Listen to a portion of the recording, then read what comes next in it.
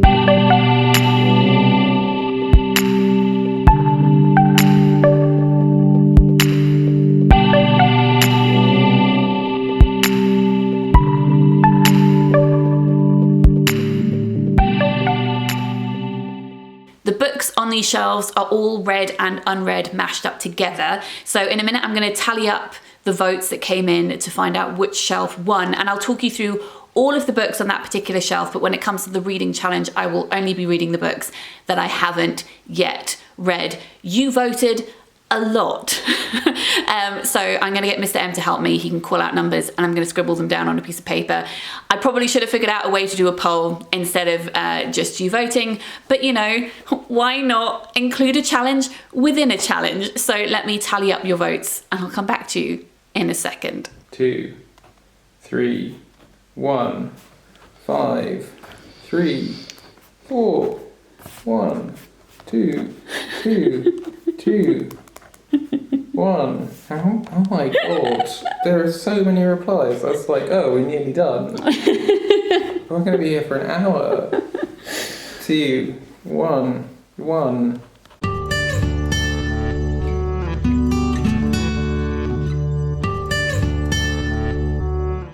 Okay, so the votes are in.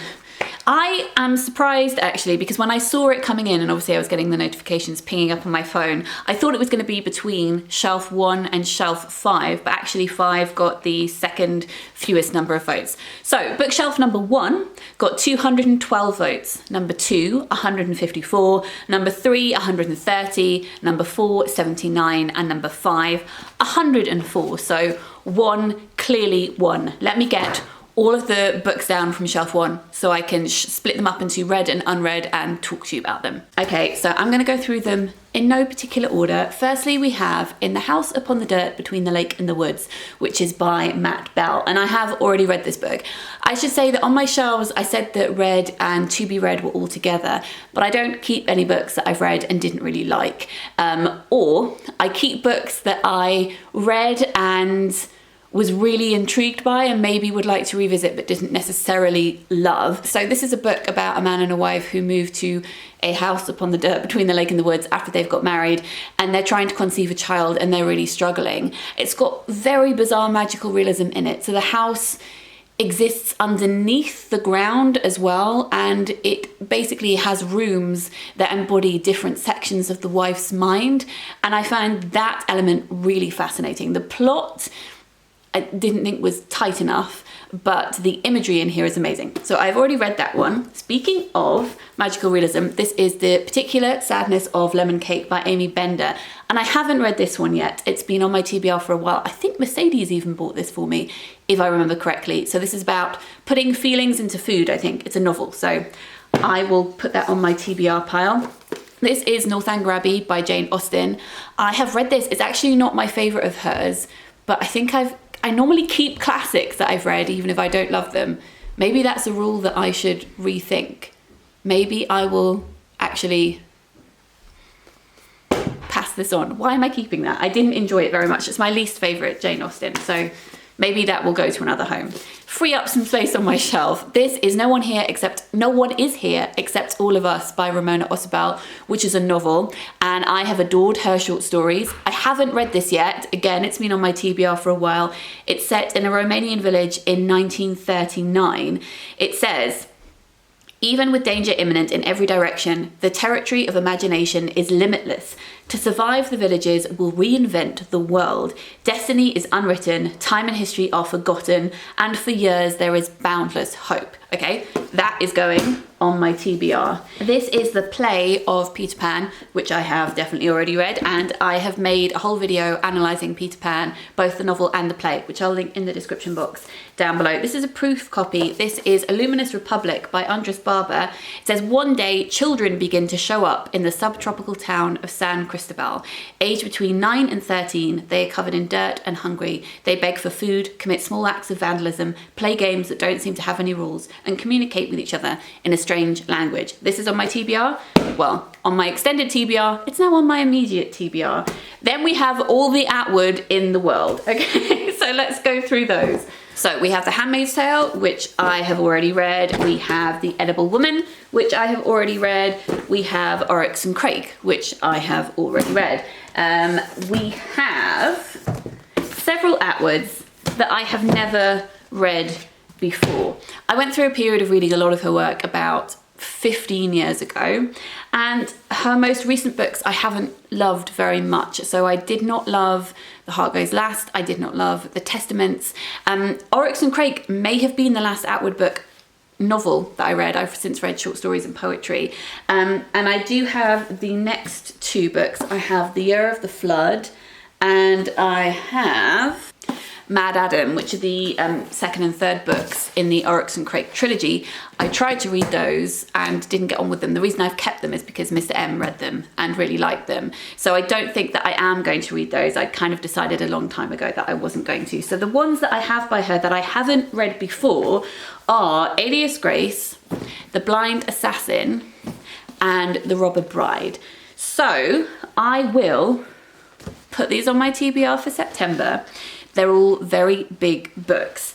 I have a feeling with Atwood that maybe our time has passed, but we shall see. I will give them a fair chance. That's the reason they're still there, is that I wanted to give them a go, but I'm not 100% sure on them anymore. But let me know your thoughts on them, because I know that they're massively popular. Reading tastes change over time, I suppose. Okay, so there are 3 Margaret Atwoods going on the TBR. Then I have Life After Life, Another Beast by Kate Atkinson, which I also have not read. So this is also now going on my TBR for September, and this is about a life which repeats itself. Someone is born again and again. And I know, again, that this is so beloved by many people. I've read some of Kate Atkinson's short stories before, which I really enjoyed. I tried her Jackson Brodie series, which I actually didn't get on with that well. So it'll be interesting to see how I get on with this novel here. Then we have Stay With Me by Ayobami Adebayo, which is an amazing novel set in Nigeria. It is about a woman called Yejide who marries a man who then decides to take on a second wife because Yejide has not provided a child for him, and he thinks that that is her duty. And we follow them. It's all about name meanings and family. It's fantastic. Oh, I've just realised how big this task is. Okay, a book that I was definitely going to read in September anyway is The Vanishing Half by Brit Bennet, because this is one of our Patreon book clubs for September. I'm sure that you've heard lots about it because it's extremely popular at the moment. It's just come out. It's about two sisters who were born in the south of North America, both of whom are black but are very light-skinned and can pass for white. One of the sisters marries a darker-skinned black man and has a black child and lives as a black woman, whereas the other sister marries a white man, passes for white, and doesn't tell him about her history at all. So that has had rave reviews everywhere. This one I am anxious about, but I've wanted to give it a go. This is Firegirl by Tony Abbott. It's one of the books about disability and disfigurement that I've had on my TBR that I want to read to see if they're books that I can recommend to other people. This is about a girl I think it's about a girl in a school. Yes, it's about Jessica. But the blurb makes me feel really anxious because the blurb says, "From this moment on, life is never quite the same for Tom and his 7th grade classmates. Despite Jessica's shocking appearance and the fear she invokes in him and most of the class, Tom slowly develops a tentative friendship with her that changes his life." So Jessica has burns on her body, but this is a story told from the point of view of someone who meets her and who comes, I guess, to accept her. So I have a feeling it's going to really annoy me, but I am open to being surprised, and I really hope I am surprised. This is Golden Child by Claire Allen. This is a proof copy. It says, "It's dark now, the bats are out, insects knock against the light on the patio, a boy has not returned home, and a family anxiously waits." This is set in Trinidad, and it's about a missing boy. Disobedience by Naomi Alderman is a book I have read before and really loved. This is about two women, Ronit and Esty, who loved each other when they were teenagers. They grew up separated, and now they meet again because one of their fathers has died. Yes, Ronit's father has died, and he was the chief rabbi, I think, and she comes back from New York to London for his funeral and is reunited with Esty. The film is good too, though very obviously directed by a man when it comes to intimate scenes. We also have Saltwater by Jessica Andrews, which is a novel that's partly set in the Northeast, which is the primary reason that I bought it, because that is where I am from. We have Island Child by Molly Aitken, which is a novel that is steeped in folklore, and I've been meaning to get to this for a while. It says, 20 years ago, Una left the island of Innis for the very first time. On this wind-blasted rock of fishing boats and turf fires, where the only book was the Bible, girls stayed in their homes until they became mothers themselves. This island was a gift for some, a prison for others. Another beast of a book. You picked the shelf with all of the big books on. I can only blame myself. This is Americanah by Chimamanda Ngozi Adichie. I recently read The Thing Around Your Neck, which is her short story collection. She's one of those authors that I've just kind of always accepted that I will love because everybody loves her. And for some reason that has meant that I have had less urgency to get around to her books because I just thought, well, obviously I will love you, so we will meet in the future. I guess we're meeting right now, and I'm quite excited about it. This is The Art of the Body, which is about a woman called Janet who's a carer, and her life revolves around Sean, who's a talented fine art student living and working with cerebral palsy. So this is another book that I actually accepted for review because it focuses on disability. So I'm interested to see how it handles that. We're nearly there. This is Everybody Should Have a Man by Preston L. Allen. This is a book that I bought that's published by Jacaranda Books, and it's a play on Gulliver's Travels by Jonathan Swift. And this is about a world where every human is owned by a creature called an oaf. And finally, this is a proof copy. It's a book that I actually wanted to read alongside The Vanishing Half by Brit Bennet. So now is the time to do that. This is Black Sunday by Tola, Rotimi, Abram, and it's about two twin sisters who grow apart over time. And it is set in Lagos in the 90s. So,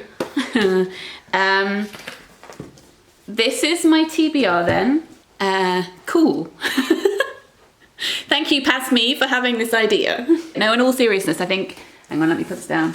I think it's going to be fun. As I said, I am on book deadline. I have a lot of other work on, but I enjoy a challenge. So let's see how many of these I can actually get through. And it's not a case of obviously finishing all of them, because there's probably going to be some books on here that, as I mentioned when I was going through them, I may not want to read anymore, but I want to give them a good go and decide whether or not I would like to keep them on my shelves. So I'll report back at the end of September to tell you how I have got on with this reading challenge. feel free to guess in the comments down below how many of these I am going to get through, and let me know which ones on here are your favourites as well, because I'm sure that you will have opinions on these books. There's a lot of popular books here, a lot of books that have been out for a very long time and have been read by many people. So do tell me what you think. I hope you're all doing okay, and I will speak to you very soon. Lots of love. Bye.